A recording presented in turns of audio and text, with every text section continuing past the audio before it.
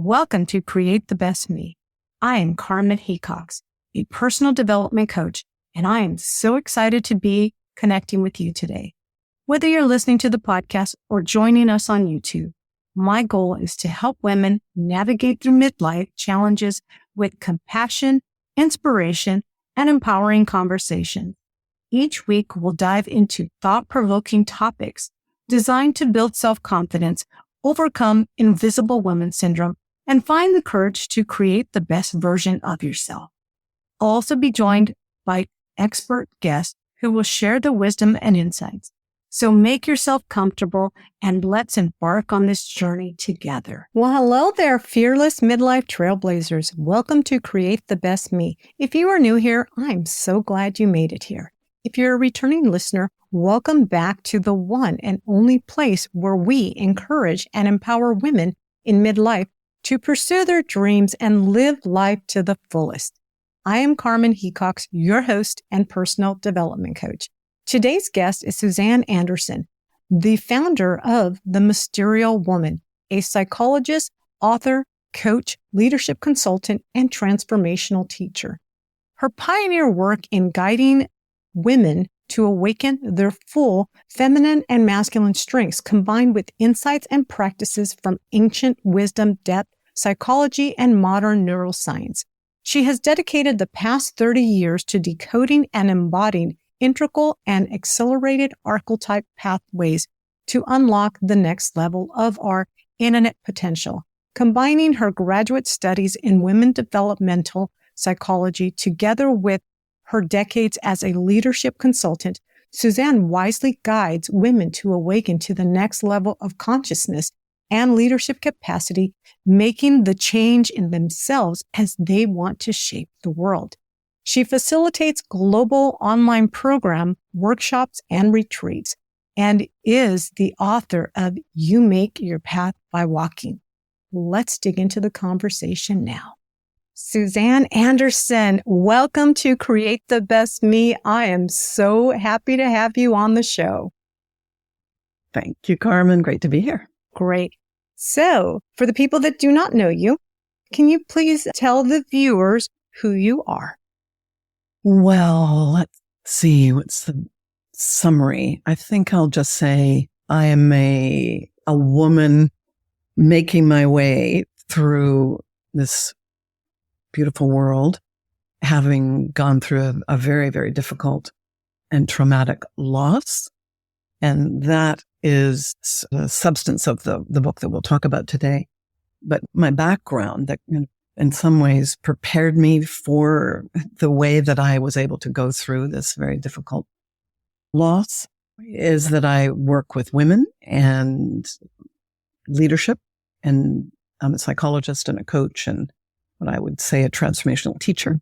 Did years of research in our university women's leadership programs that trying to basically figure out, which we did, I think, what's a pathway for women that can really let them, in these particular times that we're in the midst of right now, what I would call dynamic evolutionary times, really show up in the world, not just professionally, but also personally, with more of their true nature, more of their authentic presence.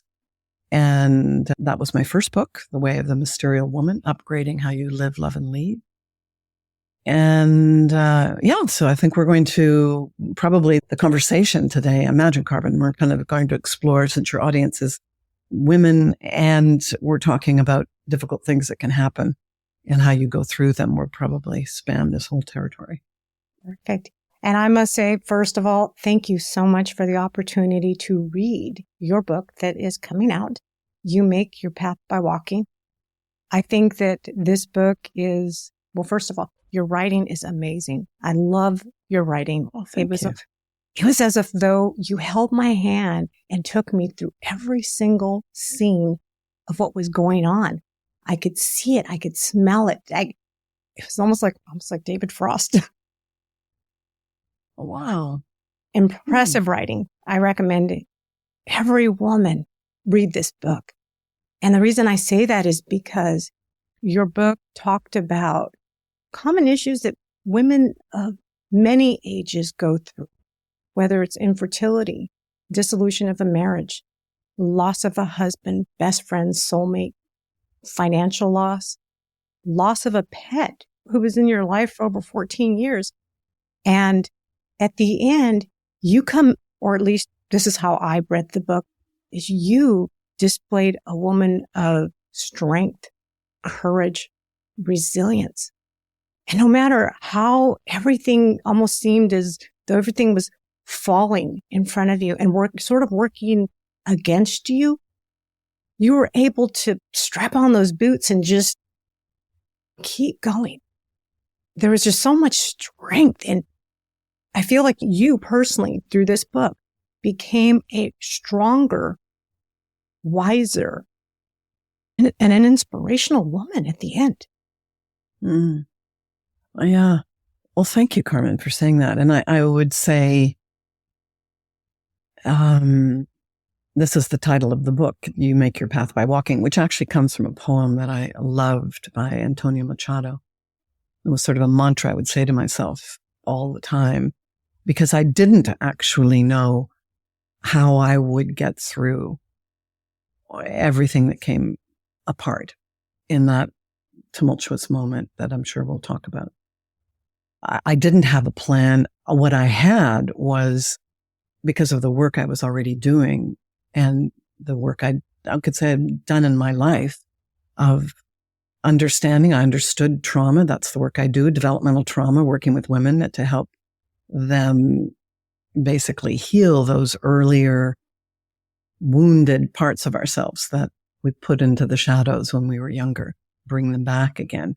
And so I knew something about trauma at some level, but and therefore equipped in some ways to go through something like this. But it was the most difficult thing for sure I've ever been through. And while my strength up to the moment of this event helped me, you're absolutely right that as I made my path by walking, I would say I cultivated a whole other level of resilience and capacity. And that is what I hope my book really, that's basically why I made the effort to get this into a book that could go out, that difficult things do happen to us all in our lives. And it's how we walk through those events that not only determines where we go, but whether we change in that process, whether we become more whole, we become more ourselves, we become more of our essence, we could say. Yeah. Yeah. I know that you've already have an award-winning book. What inspired you to write this? Yeah. Well, I didn't initially think I would write this book. I really was, as I was saying, I think really putting one foot in front of the next, really going through this process in the most present way that I could. And the very first thing I had to do, the first book, The Way of the Mysterial Woman, was just a manuscript at the end of 2012. And we were, my co-author and I, Dr. Suzanne Anderson, we were getting ready to take this book out and get it published. And we, as I mentioned, discovered some things, and we knew we needed to share this. There are a lot of women that needed to understand, why are we feeling like, how did we get where we are? We're successful in our business. We've got families. We've made it sort of, let's say, in the outer world. And yet this inner discontent is happening. What is going on? And we would say, and I would say, this is an evolutionary, it's not just me as an isolated woman feeling this. There's something going on, like a whole paradigm for women about wholeness that's in the process of needing an upgrade. And we're at the end of that. And when you can see that, okay, this isn't me. I haven't failed. There's actually something, this is an invitation to grow. So I was there. I was like in this exciting, I'm going to take this new manuscript out into the world. And then in September, that was September into the end of December, ready to go. And then on January the 3rd, 2013, my husband took his life. So it's important probably to just put that out there and get that critical event on the table here in the conversation with us, because basically the momentum was up and out. I was going to go flying, take this book out in the world, and life said, not so fast. You're going to do some living of all of these concepts first deeply. So that is what I needed to do, as we'll talk about. And that took a year and a half, probably, before I could get back to that first book and actually complete it, get a publisher, get it printed. That came out in 2016. It wasn't until a few years later that I decided to even write. I'd done a lot of journaling. It was always a practice I did, and I did journaling from the moment that David died. So I had those sort of notes, but they were random notes just for me. And then I got to the place where I realized I actually need to write my story now. I need to write it for me. I was not writing it for you, the audience here today. I needed to write myself back together, walk myself back over the incredibly traumatic territory that I had traversed, and then see who I was now. That was my own integration that I needed to do. And after that, I showed what I'd written to my editor from the first book. And she said, you've got to make this into a book for others. This is going to be really helpful for other people. And sort of the book. And then I thought, okay, there was a book that I couldn't find when David died. I looked for different books. I'm not saying there weren't lots of great books out there on how to walk through difficult loss, but none of them really spoke to me.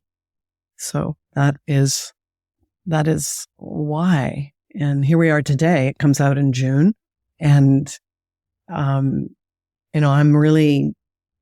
sort of in the next phase of this process. That's why I suppose I started the introduction to myself saying, I'm a woman walking through this phase in my life, because I still feel like there's something about this threshold that I'll be crossing here shortly, where the book comes out that will mark a sort of full cycle.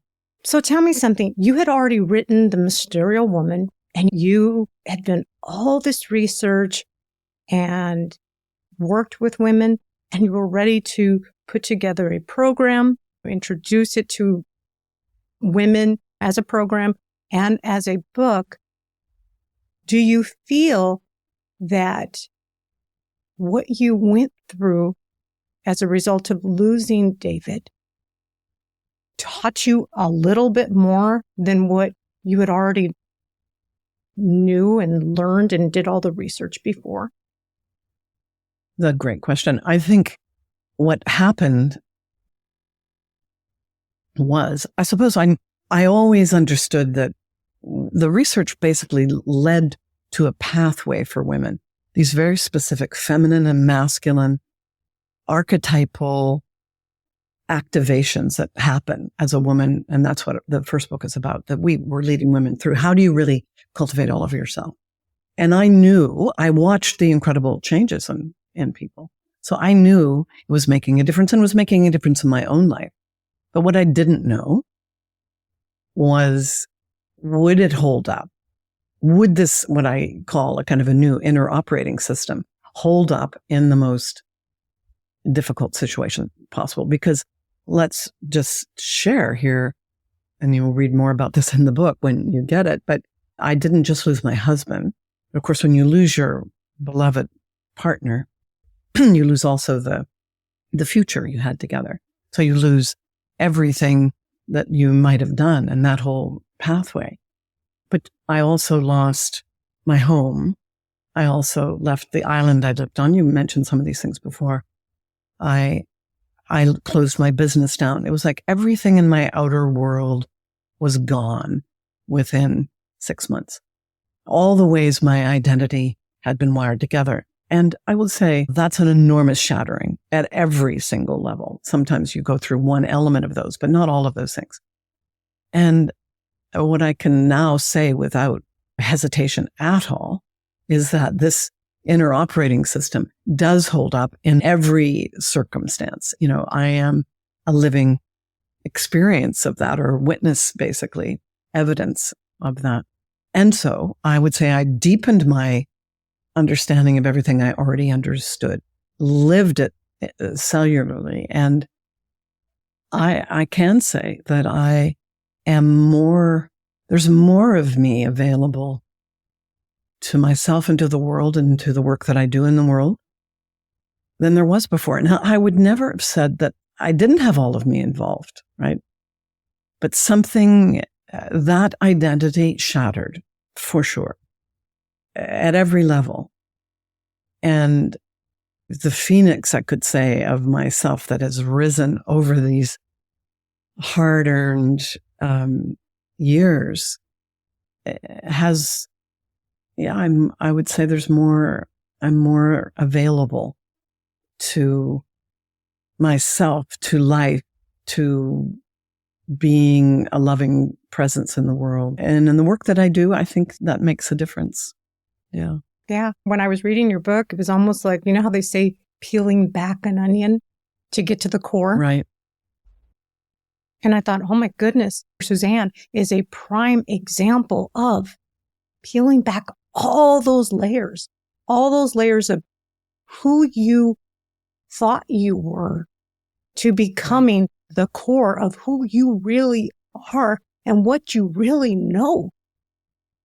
Yeah.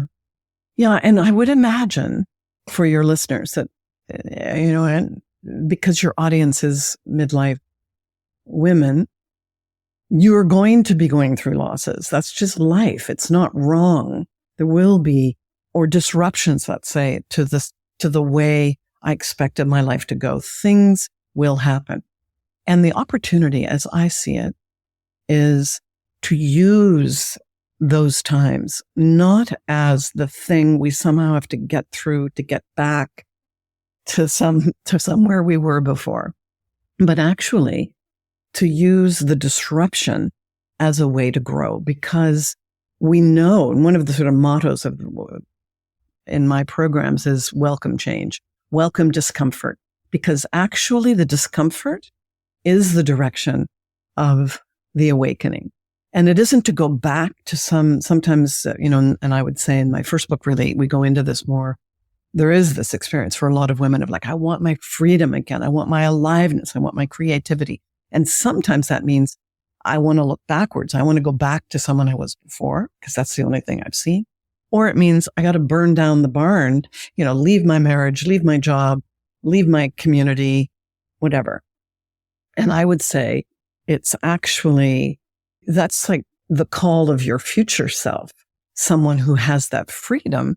And you can find that freedom in the disruptive circumstances. Like, let them be the opportunity that, because it's shaking things up, you can see patterns you haven't seen before. You can see ways of being that you don't, ways maybe you put parts of yourself into the closet and you want those parts back again. Well, that wasn't wrong. I actually call that, or it is called, the adaptive child. Like, we learned to put parts of ourselves in shadow for good reason, to get love, safety, and belonging. And that wasn't a mistake. But right now, it's like, you need that part of yourself. You want that part of yourself back. And so I would say this is the opportunity through disruption, which could look like loss, trauma, or, as I said, other circumstances in your life. Really use the time to really see who you are, who you want to become, and then take the steps one at a time. You make your path by walking to go in that new direction. Because my experience would say you can actually end up somewhere you couldn't even have imagined when everything fell apart, right? Because you cannot see that future self. You don't have the eyes to see it, actually. You have a limited consciousness. The work I do is about awakening consciousness. Consciousness meaning the way you see the world. So you want to awaken more consciousness, see yourself in ways you haven't before, and you may very well surprise yourself. Exactly. Because I know I talk a lot about personal growth, about challenging yourself to develop more personal growth, to be somebody who you didn't imagine. And your book really talks about, it was almost, you forced yourself, or you did not force yourself. The circumstance that stood before you forced you to grow in a whole different way that you never imagined. Mm-hmm. Right. Well, you could say David chose to take his life. And I go into all of the factors that were a part of that in the book. Exactly. And because he chose that path, then there was a path I was on. And sometimes it's like that, right? Where we did not choose the event that happens. Somebody divorces us, a child, leaves, where we have a health crisis. I mean, sometimes these are situations that come to us. And when they do, and this was key for me from the very beginning, the opportunity is to accept that this is the path I am on now. Well, everything in you, of course, doesn't want to be on this path. Everything in me initially didn't want to be on this path, didn't believe I was on this path. That's where denial comes in as a useful part of any kind of loss situation. But you don't want to stay in denial too long. You want to be able to accept that this is the path and that I'm on. And now, how am I going to move through it? Exactly. And what I really enjoyed about your book is that, like you mentioned, we're all going to face difficult circumstances in our life. We're going to lose a loved one. We may lose our job. We may lose our money. But your book, you didn't give yourself time to sit in that loss. You used what you practice, what you know. And as difficult as it was, you still pushed forward. Right. Well, what I would say, and this is the concept of you make your path by walking. Again, it is movement is really important. The movement that we move. The pushing forward, I might say it more like moving forward, because sometimes even the movement means you have to be still. Like the movement is, I have to right now just sit and sob. Like that's what I have to do.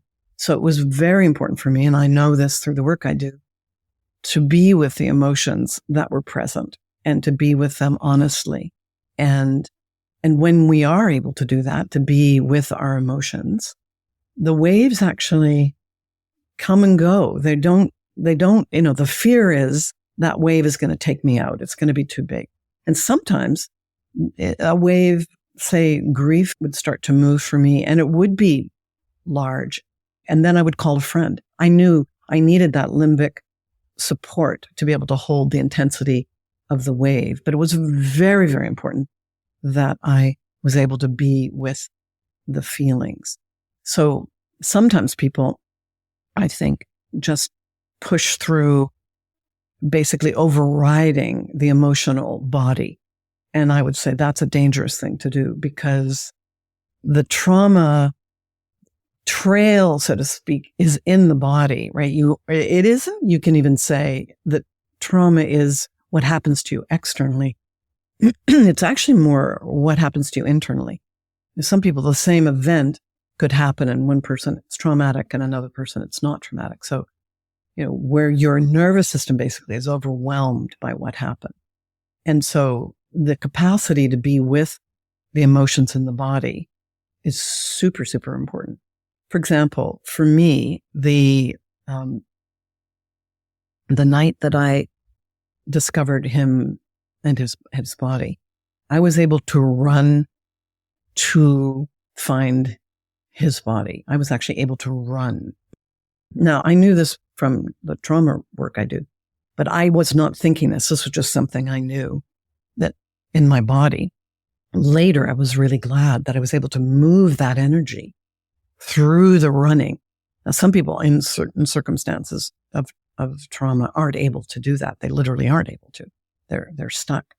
But I know that was very helpful for me in that initial moment. But everything else that I could do later to make sure the energy moved, meant I exercised every day. There were a lot of things I did. When a wave of emotion would arise, if I could, I let myself be with that feeling, let it rise and fall. Actually, in the back of the new book, I do have a practice that women can use to do that. And in my first book, I also give those practices. Yeah. And I remember you talked about riding the wave where you felt you were, I can't remember where exactly you were at, but you were somewhere and it hit you. I think you were going to talk to a group of women. You were going to do a presentation and you felt that wave hit you and you allowed yourself to process it. But then you did phone a friend. You phoned a friend to help you. That was actually the very early stage of, but maybe 9 months after David had died. And I'd moved and I'd left the island I lived on, and I lived in Seattle and I was on my own. And I thought I'll get out now. I'm ready to get out and go to a mall. And I went to this outdoor University Village here in Seattle. Yeah. And it was just a simple thing. I saw a couple standing against a store, and he reached out for her hand in a particular way that reminded me of David. And all of a sudden, this huge wave came over me, completely uninvited and unexpected. And as grief does happen in that way. And I took myself over to a bench and I called a friend, and she was great. And I had this trauma tribe of women that I could call. They knew that I might need them at any time when the waves would be bigger than I could handle. And she just said, look, you're doing great. So good that you tried this. You went out, you're starting to stretch, but you just got a little bit too far today. So I think that's enough for today. Let's get back to the car and we'll come home. And that was really important for me because it also said, it's not a mistake. It's part of how we're starting to recalibrate the nervous system. I'm starting to come back out into the world and to be compassionate with myself and gentle with myself as I did that. And that little step was actually a really positive step forward. But I want to speak about the other one, Carmen, that you mentioned, about the speaking, because I think that was also really important. It was around the same time because I'd been invited to be a speaker as a keynote speaker here at a big event called Emerging Women. And I was invited after David died. And somehow I thought, oh, that's way out there in August. I'm going to be fine. What do I know about how long it would actually take? So here I am getting ready for the thing. And I realized there is no way I can speak from the expert on women and development and women and leadership, although I know a lot. Like that part of me is not the part of me I wanted to speak from. So I had a whole speech, the whole thing planned, and I just sat there and before I was invited to come up, I just tucked my speech under my chair. I thought, I am going free fall here because I have to be authentically me, and authentically me. The invitation is really different right now. And what I did was I stood on the stage. I started where the light was, and I had slides planned and everything. But anyway, I stood there and I said, over here is the talk I was going to give. And it's the talk about what I know about it, what it is to be women leading right now and these new ways of leading using all of our feminine and masculine essences, etc. And then I walked over to the other side of the stage and I stood in the dark because it was darker. Well, they finally got a light on me eventually over there. But I right at the edge of the stage, and I said, this is the edge I'm going to speak from. This is the naked edge here that I'm on right now as a result of having lost everything that mattered most to me. And this operating system I want to talk to you about does hold up. I'm standing here. This vulnerability is our strength. And then I spoke from that place. And that was a really important moment for me, actually, to be there, to take myself into that place and speak from that place. I remember when I read about that, I almost started crying because I thought, oh my goodness, she is so strong and vulnerable at the same time. Mm-hmm. It was just so raw, but so real. It was the real you, I think, kind of taking that next step to healing. And that's how I read it. I don't know if that's what it was meant to be, but that's how I read it. Well, the healing was, in that sense, it was really, I call that authentic presence as one of the meta capacities I write about in the book. It was like, stand in this naked place and see, can you find your strength and your voice here? I knew I was a good speaker from the other place, but could I do that from here? So there was a risk involved. Absolutely, there was a risk involved. But at some level, it felt like it was the only thing I could do. It was the only honest thing I could do. And so in that sense, it was healing for me because I felt congruent, and the congruence, and anyone knows who's gone through a lot of loss, that's everything. It's like you just can't put up a false front anymore. You don't want to do that. You have no energy to do that or enthusiasm to do it. It's like there's something that happens. The possibility is there anyway, in a dramatic loss or change of some kind in your life, where you just contact the electric current, you could say, of your true being. And then you do not want to give it up. You don't want to put back on some kind of mask or be some kind of something. And I just had no energy to do that. So that was healing. And I think it was, interestingly, actually, I did a podcast about a month ago with someone who was there. I was describing this experience, and they were there. They were from Seattle, and they described being in the audience. That was so amazing for me. And she said, you could have heard a pin drop in the room. It was so powerful. So that was really wonderful to remember. Yeah, that's amazing that somebody from the audience was actually interviewing you and giving you their perspective of what they saw. Yeah. I mean, because I read it and I wanted to cry when I read that part, because I thought, geez, she's so strong. She's so strong. I know that you talked about in the book about facing something that you were not familiar with. For example, finance. Finance was something that it was something you weren't as knowledgeable as David was. But it was something that you had to take on. What did that feel like? Right. Well, so one of the reasons that I'm quite sure David left this world was that his business was about to come down all around him. I had a women's leadership business. He had his own business, which was an Indonesian antique furniture business. He had a workshop in Java. He had a very big store here in Seattle, and his whole business was going to come apart. And I know there was a lot of shame for him around that. And I think he couldn't stay and face it, basically.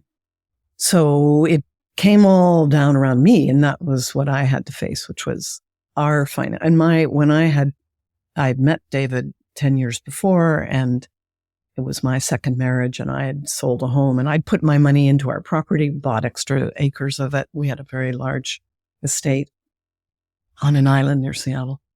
And so his debt was more than our asset, which was basically the main asset was this enormous property, which was a very substantial asset. So here I was, basically having to go into these business meetings, going to figure out the finances of his business. And I had a very simple business compared to his, and just face the financial world that, I think wasn't my strength. I do feel I was in shadow about that. That was a mistake for me. That was a naivete kind of, that, enormous trust and it's all going to be okay. And I would say it's something I've made some enormous steps forward in my life in needing to understand and what is the financial world and how to be in it. But it was very, very hard to do initially because I also was in trauma. So your prefrontal cortex goes offline. for the large part. So it was hard. But I brought in people to help me with it. And yeah, that was really something for me to go through that. The fire of that. And I learned an enormous amount. I used to have these, had some very good friends. I had these boots. They were little, I think I put this in the book actually. And they were like little cowboy boots, but they were cowboy boot shoes. And a friend of mine once said, gave me this phrase, which is basically, don't F with me, fellas. This ain't my first time at the rodeo. And if you know that from Mummy Dearest, from the movie, which I didn't know the movie actually at the time. And so I used to put my don't F with me shoes on when I would go to these business meetings all the time. And it was a little symbol for myself. Like I'd show up with the lawyer and the accountants and I'd sort of like try to get my ground or my strength. Like, you can do this, girl. You got this. You're going to do this. That was my little helpful somatic cue. Yeah. I remember reading about that when you started talking about it. I do remember the boots. Yeah. What I really admired about you too is the community of friends, women that you had. Right. I think that, at least the way I saw it, is they were your anchor. Oh, 100% they were. And I worked with women for years. That's still the work I do. And I had created this incredible circle of women that worked with me, that were my dear connection. And they and my family actually were everything. And I would say to anybody going through an incredible time of loss, like I did, a brutal time of loss, whatever it is, the community is everything, because you are being torn apart by, if there's an outer event, especially that's hit you, then what are the fields? I call them fields, but let's say the communities, the loving communities that you can rest back in, because you don't have that going on inside in the moment. You're disrupted, right? But if you put, for example, a tuning fork in a room and you hit and put three or four other tuning forks around it and you hit one tuning fork, they will all start to resonate with that note. We actually know this as the neuroscience of our limbic systems. We do this with one another. We resonate. So having those good friends, even one good friend that becomes your buddy, that becomes a person you can call, can hold you, can support you when you're going through something. And in fact, many women I've worked with here who are in my programs, for example, have learned how, when they are leaving a life, so getting divorced and leaving a home and so on, how to bring their women friends in around and help them, how to create the circles of support that allow you to go through something like this with more of yourself involved. Because the way that any kind of traumatic event, it will hit your conscious mind. Yes, you know what's being disrupted consciously, but you are also very disruptive unconsciously. And rituals, for example, can be super, super helpful. Simple rituals. One ritual I helped a woman create was, she was leaving a home that had been a divorce, but she'd been in the home for years. And all her women friends came over with her.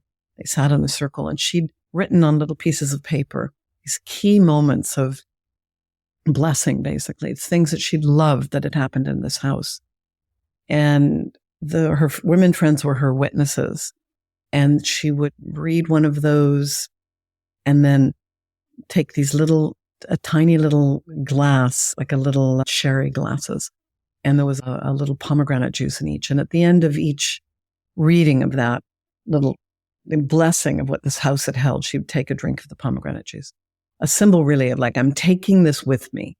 I'm taking all the good things that were a part of my life here with me into my next life. And I did a lot of those, and I go into these in the book, rituals with my community, with my friends. It was very, very healing for me and for others. You write about the 8 meta capacities that you use to move through loss. Can you explain how those how those are used here, or how, can you explain what those are? Yeah. Well, there were 8 what we called metacapacities that at the end of women going through our programs, they were starting to show these ways of being. And after they'd done the work of cultivating the healthy mother, the healthy hero, the healthy father, the healthy maiden, the healthy crone, that's the archetypal pathway. And we were just starting to see them. This was the end of 2012, as I mentioned, where the book was ready to come out. And so we'd identified them. And then all hell broke loose, let's just say. My life went in a completely different direction. When it came time to write the book, I'd done that writing of just putting everything down and for myself. And when it came time then to create it as a book for others, and I pulled up and sort of took a look at what I'd written, I realized that I'd actually been living those capacities that I had just seen. Like it had not occurred to me in all those years. But I could then see it. And I thought, oh my God, that is what I've actually been doing. I've been living these. So for example, the metacapacities, there are 8 of them. And I'll just say a few. Multidimensional knowing, what it is to know at all different levels, to use our rational knowing, our intuition, our ability to tune into other realms of being, our emotional intelligence, our social intelligence, so on. Embracing paradox is another one. How do you hold so much polarity? Well, there are 8 of these, and you can find out more in the book themselves. But you can see how when we'd identified these capacities back in 2012, it was, these are the capacities that are a match for the complexity of these times. We need these in our lives right now. We simply need these ways of being. This is what the world is. And we have to grow in order to become women who actually can express these ways of being. So that's what they are. And I ended up writing a story, or actually some of the memoir stories that describe that capacity, so that women can actually, women and men who read the book can see, oh, that's what that is. I've actually had people in other podcasts I've done who have said it was so helpful to them who had gone through a difficult and traumatic situation, for example, to read and say, oh, that's what I developed. I see now. You know, they may not have seen it in the moment, but being shown a certain map, they could say, I did build that capacity rather than I just got through this situation. I actually grew these capacities. Well, I remember I was telling my husband this about 2 weeks ago. I had a situation that didn't go quite like I planned it, because I'm more of a planner type of person. And I was sitting in it just pretty upset that, what am I going to do with this? This didn't work out the way I wanted it to work. And I was lacing up my shoes, and I thought, well, Suzanne would say, you make your path by walking. You make the best out of what's in front of you. You look at the situation and you turn it into something that does. Right. And I thought, I've been reading this book. This is what I do with it. And then I went downstairs and I told my husband, I says, you remember this situation? Here's what I'm going to do with it. And he says, wow, you've been moping around for 2 days about it. And this is how'd you come up with this? And I said, Suzanne told me. That's great. Well, it's such a different way to live, Carmen. You know, that's the thing. There's suffering. And then there's what the Buddhists call suffering the suffering. The suffering is, this didn't go the way I wanted it. This is hard. This is hard. And then there is the making it harder on ourselves, where we, sort of wallow in the failure or in the thing that it didn't work. And there's no question that there are feelings of disappointment to process when something doesn't happen the way you wanted it to happen. That is absolutely true. But there's also looking at it. This is what it is now. And so then saying, okay, all right, if this is what it is, what does that mean to me now? What is the next step I take? Because sometimes if you stay stuck in that way you were describing, you miss the stone that's waiting to rise up in front of you if you would just step into that void. And this is the movement, right? If you would just move, keep moving, go, okay, this wasn't trying to happen. I guess that's not what that is. So now what is trying to happen? What can I see? And that's the ability to be part of what I call the mysterial way of being, part of the ability to be with mystery, to be with uncertainty and ambiguity, and which is what we experience very often at midlife, for example. Like how to be with that rather as an opportunity for something new to emerge than just the incredible suffering of it's not what it used to be and wanting to go back. If someone listening right now or watching right now is going through a difficult time, what kind of advice would you give them to help them see things in a different perspective or grow from what this difficult situation is bringing to them right now?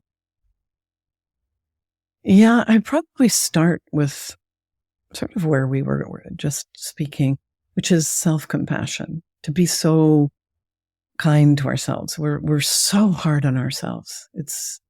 I know this personally, and I know this from hundreds of women that I've worked with in the work that I do. We're just so hard at the expectations we have for how we need to be and how perfect we need to be in all the domains. It's like really the capacity to just be kind, to say, I have in the book a simple self-compassion practice, which is really just saying, this is hard right now. Can I acknowledge this is hard right now? I'm suffering. This is a moment of suffering. And can I be gentle with myself? May I be kind to myself right now? It's actually quite remarkable how that simple somatic practice of self-compassion can change the neuroscience. And one of the issues when we're in a time that's so confusing is that our minds, we get a lot of different messages coming from different parts of us. And if we can settle our systems down, literally settle our nervous system, we get more of our creative problem solving self to come online. We get more of the part of us that knows that I am enough. One of the deep underlying limiting beliefs for women that we found in our research that I go into in the first book, the primary first one is I am not enough. Like that just lives deep down in our DNA. And I would say because we've been inside a masculine model of wholeness for 5,000 years, over 5,000 years actually. And women have felt that sense of I am not enough. But how you move to I am enough, just as I am, is that, that first act is the turn toward the self with kindness. Yeah, that didn't work out, whatever that thing is out there, but you're doing great. You're okay. I'm right here with you. And I'm going to help you make the next step. That sort of turn toward the self is a very, very powerful thing to do. So tell me, Suzanne, what are you working on next? Right. Well, I think as this new book comes out, that's the next piece. And what are the work I do is our transformational programs right now for women. But, what will I do when this book comes out? Will it be for women and men? My interest remains to help to midwife what I would call the conscious feminine on earth, in men and in women, in fact. That's where I think we are. And that is what I think we need personally, we need collectively to shift what's happening on the planet right now, to take care of planet Earth, to acknowledge we have a climate crisis and we have to care about that Earth. We have to care about this Earth first, our own Earth, to come into relationships, be able to hold more complexity than we can right now, where everything gets so polarized and there's so much politics that's, I don't think, helpful, or it certainly doesn't bring a planet of peace and love. So I'd say I'm on the creative edge right now. I'm excited about it, to see what beyond the work I'm already doing with women are the ways that I can And I've got a wonderful faculty team that works with me. And what are all the ways that we together can help be agents of change right now, helping others who want to make a difference in their lives. And when exactly does this book get released out? June 13th. June 13th. Oh, June 13th. I was thinking July for some reason. Oh, my goodness. It's right around the corner. And the yeah, book, it is. You Make Your Path by Walking. I absolutely love the book. I think I could read it again. I'm hoping women will, and men as well, of course, but I know your audience is women. I'm hoping, I kind of wrote it to be somewhat of a guidebook you go back to. That's why actually I highly recommend you get the paper version. That's the next thing. I want to make sure you get one of those.